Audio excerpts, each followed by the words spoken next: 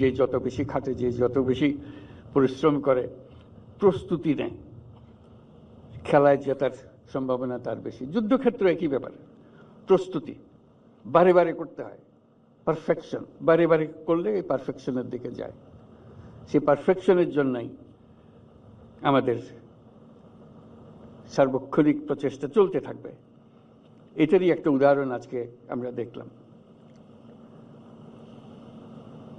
উপস্থিত বিশেষ সহকারী, 3 বাহিনীর প্রধানগণ, আমন্ত্রিত সামরিক ও বেসামরিক অতিথিবৃন্দ এবং 55 পদাতিক ডিভিশনের সকল সদস্যবৃন্দ, আসসালামু আলাইকুম।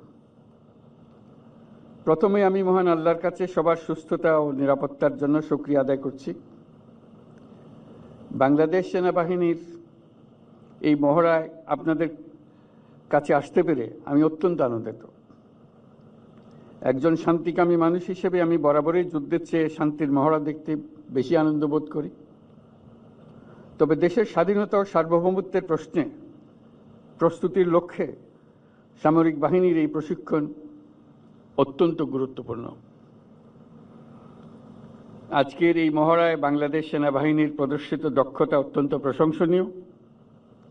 এই মহড়া দেখে আমি ও সেনাবাহিনী, বিমান বাহিনীর সক্ষমতা সম্পর্কে আরও আত্মবিশ্বাসী হয়েছি। ভবিষ্যতে সশস্ত্র বাহিনীর এই সক্ষমতা আরও আধুনিকায়নের জন্য আমরা কাজ করে যাব।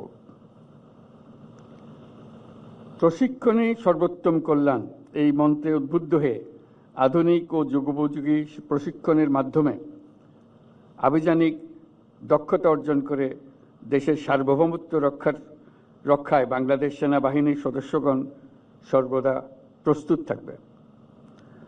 সেই লক্ষ্যে সেনা সদস্যদের প্রশিক্ষণ হতে হবে বাস্তবসম্মত। আমি নিশ্চিত বাংলাদেশ সেনাবাহিনীর প্রশিক্ষণের এই লক্ষ্যকে সামনে রেখেই এগিয়ে চলেছে। এইরকম একটি মহড়ার আয়োজন করতে হলে অনেক পরিশ্রম, পরিকল্পনা ও সমন্বয়ের প্রয়োজন। এই মহড়া দেখে আমি বুঝতে পারছি যে এটা আয়োজনে 55 ডিভিশনের সকল সদস্য অক্লান্ত পরিশ্রম করেছেন।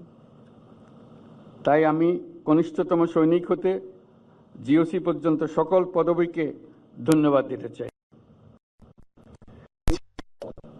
আমাকে এইখানে মহড়া আমন্ত্রণ জানানোর জন্য আমি সেনাবাহিনী প্রধানকে ধন্যবাদ দিতে চাই। বরাবরের মতোই বাংলাদেশের সশস্ত্র বাহিনী দেশের সম্মান ও গৌরব অটুট রাখতে জনগণের পাশে থেকে কাজ করে যাচ্ছে এবং যুগোপযোগী প্রশিক্ষণের মাধ্যমে সর্বদা নিজেদেরকে প্রস্তুত রাখবে, এই প্রত্যাশায় আমি আমার বক্তব্য শেষ করছি।